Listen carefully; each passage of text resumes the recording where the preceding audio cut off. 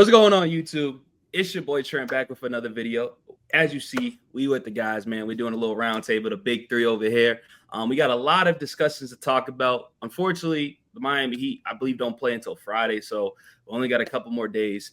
It's been kind of dead. Shout out to Tyler Hero for winning the three-point contest. But Amir, go check out his channel at Team to Beat Miami Heat. Go check out Martell's channel at Miami Heat's own podcast, and go check out my channel at Miami Heat Network. Like I said, who's doing it better than us?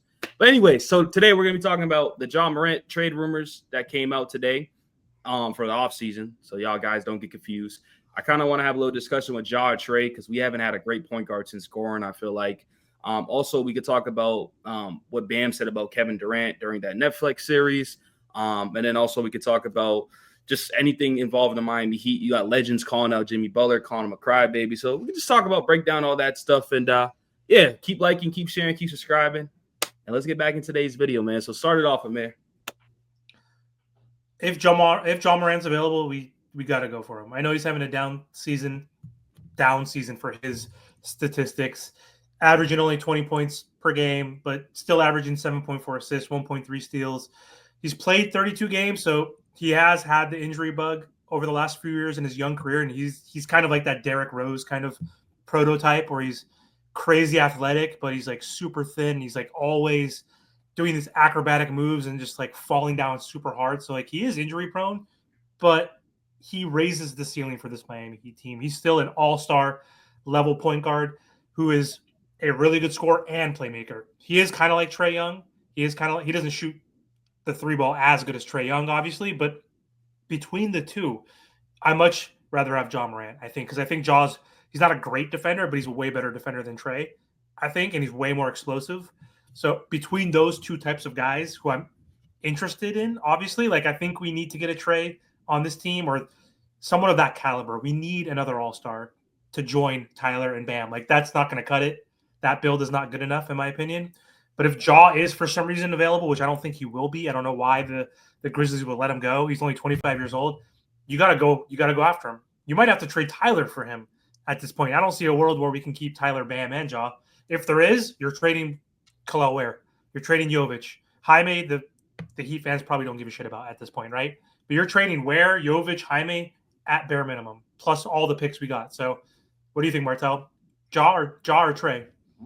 Well, the biggest thing also, too, is I just don't see them trading Ja. It's probably going to be Desmond Baines.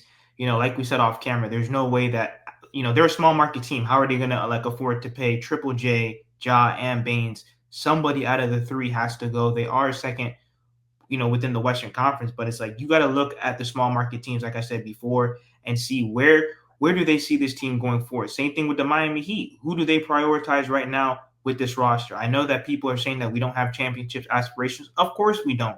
We got rid of our max guy in Jimmy Butler. No team would after giving up their max player. So where do they see this team with Tyler and Bam? Do they believe in Tyler and Bam? Obviously, Bam Adebayo is not going anywhere. I mean, Tyler Hero, he said it himself.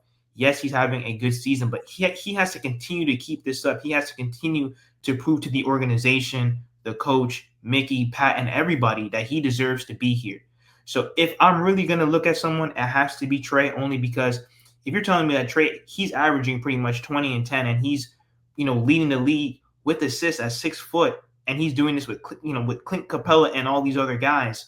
Can you imagine him doing that with Bam Adebayo, with Kel'el, where obviously the backcourt with Tyler and Hero wouldn't work? But these are all huge questions. I really think that if we're going to make a movie, you're going to have to trade guys like Jaime, like Jovic to see where is this team going to go, towards the future. Bam Adebayo is 27 years old. He's creeping up on 30. This team is not – yes, we're young, but we don't have time to waste. So they're going to have to definitely look around the league and see who's willing to ask out, who wants to move out of their team to see what type of, just star would really fit on this team. I personally think, right, like it depends of how we finish this year, right? Like if Pat Riley is really serious and this team goes out and we get eliminated just being in the play-in because like you got to be in top 10 and we don't make it to the playoffs, that's going to tell me a lot. Hopefully that makes Pat Riley a little bit more aggressive. He lost his best player in Jimmy Butler. Well, he didn't lose it, but he traded him away because whatever, we all know that. And so that, like, it's either you go for Kevin Durant because they offered a trade for Kevin Durant. I mean, they didn't. It was Jimmy and Jay Rich or whatever the package, but they tried to offer for Kevin Durant, right? There's going to be players available. Superstar players always get traded no matter what. There was several that got traded this trade deadline, so it might not as much during the offseason, but Durant, I love Durant, bro. I think Durant fits his team perfectly, dude. I don't care how old this dude is. I think he's a top 10, top 15 player in the league at his age.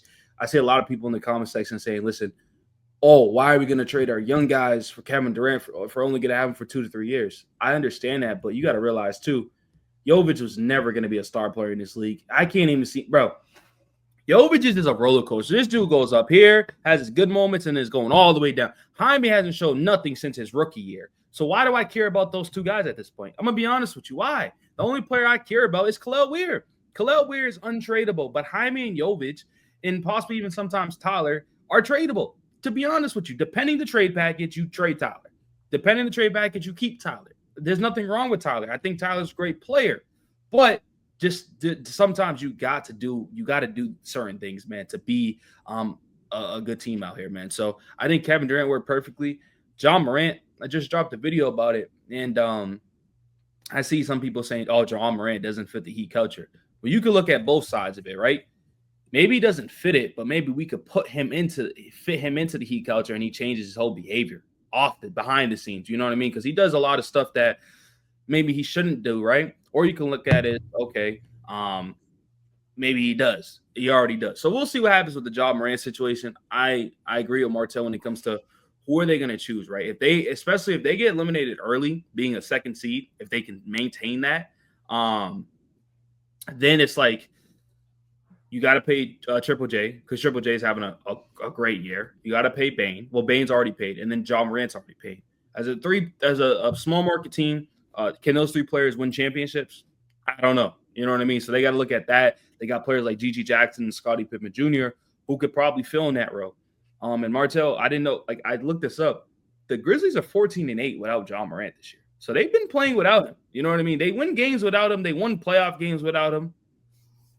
Just saying, just throwing that out there, man. So, but Amir, just a quick question, just so that the people know, how does the picks work? Because let's say we don't make the playoffs. Do we get 1 pick, 2 pick? Let's say that we do make the playoffs. My biggest thing is, we already spoke about this off camera as well. If we don't make the playoffs, we get 2 picks, correct, Amir? Yes. Okay, so why on earth are we going to try to make the playoffs to go play the Boston Celtics round 1 and go get booted out of the play? That just makes no sense to me. Because it's Pat Riley. This season is about developmental guys. It's all about the young guys. That's it. Jimmy's gone. It's all about the young guys. If you're telling me that we're going to get 2 first-round picks and a loaded NBA draft, or you use those 2 picks and you parlay it to go get a superstar. However, I don't really see a superstar that's in his prime right now that's going to be widely available. You see what I'm saying? So it might as well you go and you get those 2 first-round picks and a loaded NBA draft. But go ahead, Amir. I mean, yeah, I get it. Like, you don't tank on purpose, though, because that's part of our culture. And that's a fun thing. That culture is dead, though. Yeah, I'm tired of hearing this culture stuff. I'm about to stop saying it myself, bro. I'm tired of hearing this Heat culture stuff, bro. Because, bro, if this was Heat culture, bro, Jimmy wouldn't be doing half of the things that he was doing when he was on the team, bro. He made us look like a joke. He looked like he walked all over us, bro. I'm tired of this Heat culture thing, bro. Let's stop saying it. As Heat fans, let's stop saying it. Until it's back, let's stop saying it, Amir. These are the little kids right here, not the real lifelong Heat fans. I've been a Heat fan longer than they've both been alive. So the organization, yes, is going through turmoil. Yes, Jimmy Butler was not exuding Heat culture in his final season, obviously. Like, initially he did. It was a match made in heaven. Are there chinks in the armor? Sure. But, like, we're still a historic organization. We've won 3 championships. Half the league hasn't won a single championship. So you could talk all of the shit you want on Mickey for being shitty now and being cheap now, but he has still provided the city of Miami, the state of Florida, 3 championships in the NBA. So, like, there is still such a thing as Heat culture, right? So is Jerry Jones. So has Jerry Jones, bro. Like, I get it, but still, the Dallas Cowboys are the freaking America's team for a reason still, even though they suck and haven't done shit in like 25 years, right? Neither is my Niners have at least gone to the Super Bowl, and that hurts even more getting that far and losing multiple times. But like, your team hasn't even got sniffed an NFC championship, but they're still America's team. They're still getting all the national primetime spots for a reason. They still have 5 Super Bowl rings compared to like 30-40% of the league that doesn't have that, right? They're still a part of history. Even though the Cowboys franchise has been going downhill, they're still competing. They're not tanking like other crappy organizations. That's what we don't do that. I take pride in that. Is it stupid? Yes. Sometimes it's stupid, especially when there's Cooper Flag and other like guys that you can win certain sweepstakes and winning guys who will change the trajectory of your entire franchise. Like Wemby. The year Wemby was a rookie, we should have tanked 2 years ago, but we couldn't because we had Jimmy Butler. We had good pieces. But it's different now. Exactly. But it's different now. But if you know you're not going we know we're not going to win a championship. I do not want to go to the playoffs to go lose to the Boston Celtics in round 1. It makes no sense. No, I get it. We are not winning a championship. I get it. I'll go back to the picks too, but I'm saying like that's our mentality though. We don't quit. Like they can. But I know. Like, you know, like they're still competitors. You think Tyler and Bam are going to go out there and want to get their ass beat every day? No. Like no. Like, but like, are we going to sit and make up fake injuries saying Bam and Tyler are hurt so that way we do play our younger guys? No, the team that you're pivoting in another direction behind closed doors. Every NBA team does it or has done it. Yeah. And you try to pivot towards and listen, you tell the guys, we have a potential to get 2 first-round picks to improve the roster. Now, I know a lot of people are going to say, well, they can't help the team right now. Yes and no. It kind of depends on who you pick. But if there's talent to be gotten, you got to go get it. Dude, so what are you trying to insinuate? You tell the players what? Don't try hard so we can not make the playoffs? We are tanking. Some games we're winning, some games we're losing. They're going to do that anyway. They're mediocre. Right, they're a mid-ass team anyway. They suck. You don't need to tank. Just let them play. Just like take out Terry, get him out of the rotation. So that way, you want Terry playing. You probably want Terry Rose. That's actually a good point. But I was going to say you want to. You want to play. Right. Okay. Fine. Bad example. Alec Burks, you're never playing again. Kevin Love, you're never like older guys like that. Like you're not playing. It's all Pella. It's Kashad. It's Isaiah Stevens. If you want to tank that way, Martel, in a sense, right? Then you say the guys that are in the rotation, the veterans, you're out. They're hurt. DMPs. Then you play those guys. That's how you tank. Right, man. By developing. I see what you're saying. Look at OKC. Just look at OKC. How they built their team from.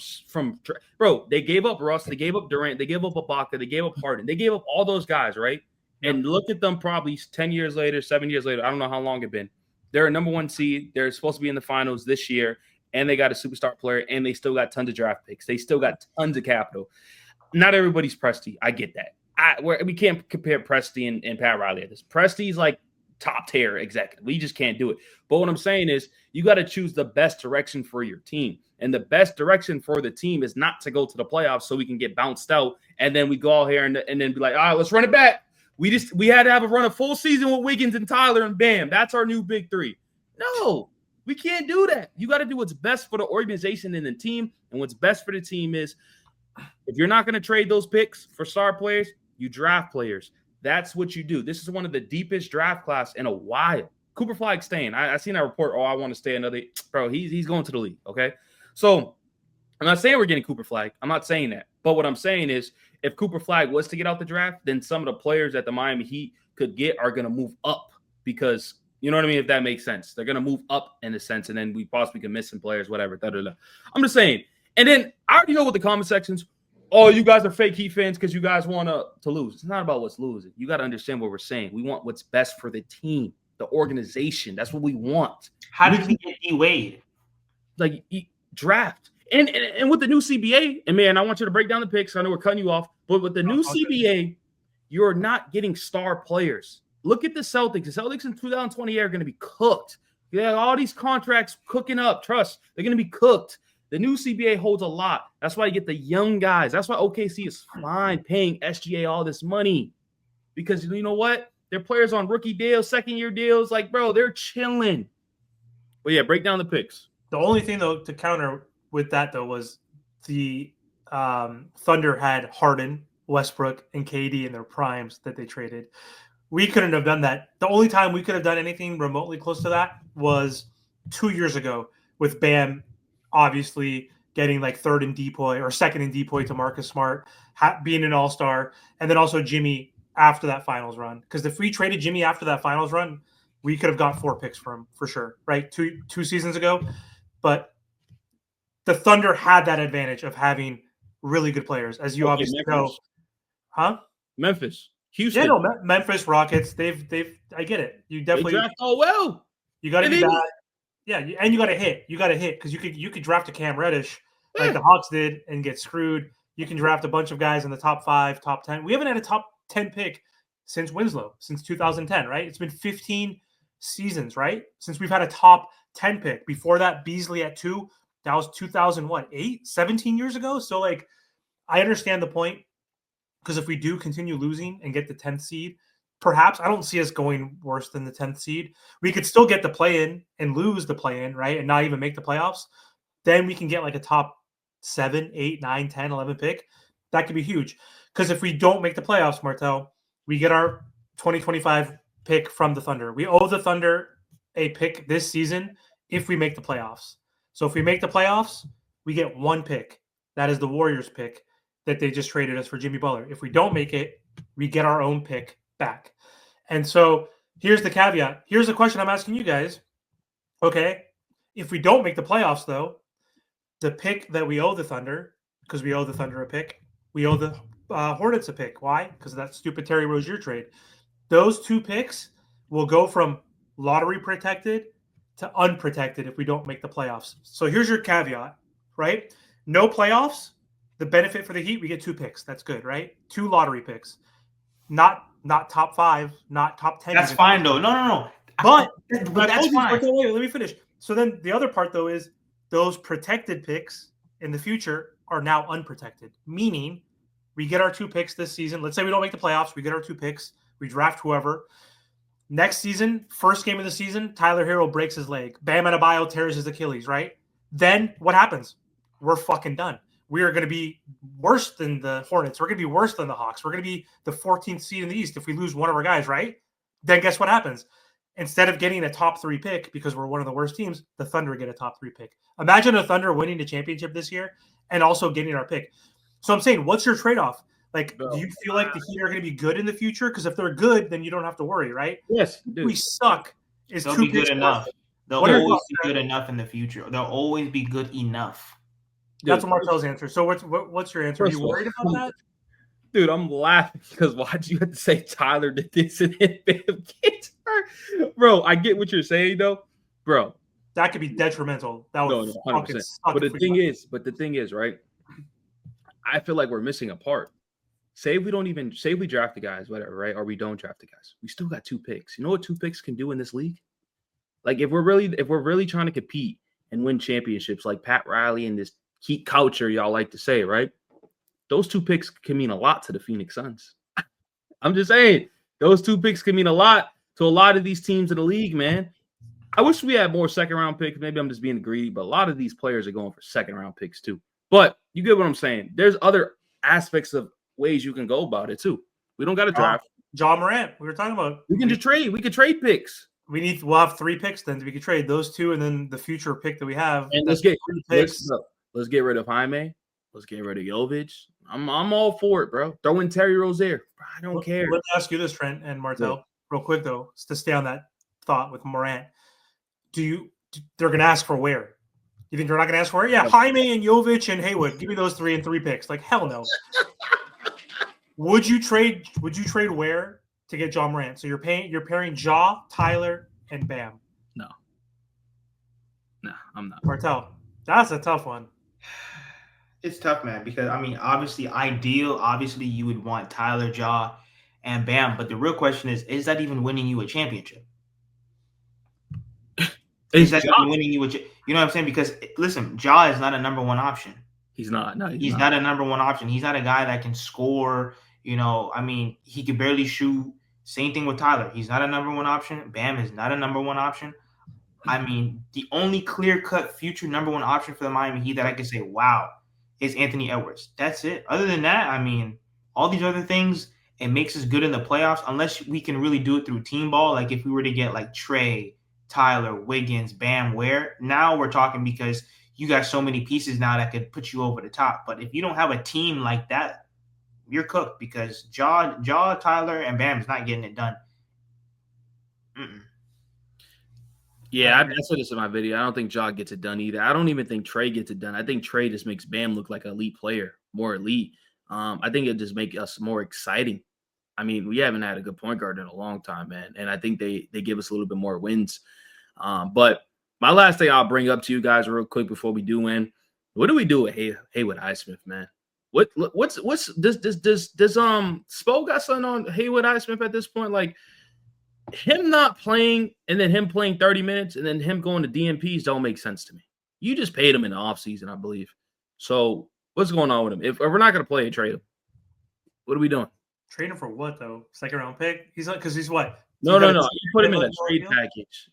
You got to put him in trade. But the thing is, it's like I don't want to trade him. That's the thing. I don't want to trade him. But like, what are we doing with him?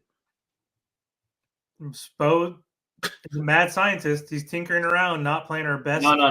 Best point of attack defender. Freaking. That is not tinkering around. First of all, I don't understand what Eric Spoelstra is doing when you're telling me that you're halfway through the season and you've had pretty much the core of these players and you don't know how to use them. Yeah, something is going on with, you know what I'm saying? How is he not playing and you signed him for defense and he's arguably our best perimeter defender? Not anymore. But yeah. What do you mean not anymore? Wiggins. Look at stop it, bro. No, he's right there with Wiggins. He is right there with Wiggins. Wiggins and maybe Wiggins is maybe a little bit better than him, but I'm saying is you're telling me that this team struggles on defense. It's getting cooked out there. Teams are dropping 100 points on us, and Haywood's not playing. Haywood, Tyler, Bam, and Wiggins should always be playing. You worried about the defense? We're top 9 in defense. The offense is fucking atrocious. Yeah, but we're 24th in scoring. Defense, we're okay. I mean, yeah, we're not doing the greatest defensively, but offensively, we can't put the ball. We scored 86 and 85 in 2 of the 4 losses that we just had. Well, no, it is bad, but Tyler didn't play one of those games. I understand Tyler played one of the other game, but I get it. I that's terrible. You can't lose to Spencer Dinwiddie and Dante Exum. You just can't. That's dude. When I seen that loss, I just thought of okay, let's tank. Like after that, I made a video. Let's tank. You just can't. Like, bro, like, what are we doing here, bro? You can't do that. Yeah, you can't do that. But listen, any final thoughts? Make sure that you guys like, share, comment, subscribe. Listen, I'm pushing a 6K. You have Trent that's pushing a 5K, and then you have Amir that's pushing a 3K. Make sure that you guys go to their platforms, hit that subscribe button, and thank you guys for all the support. Appreciate y'all.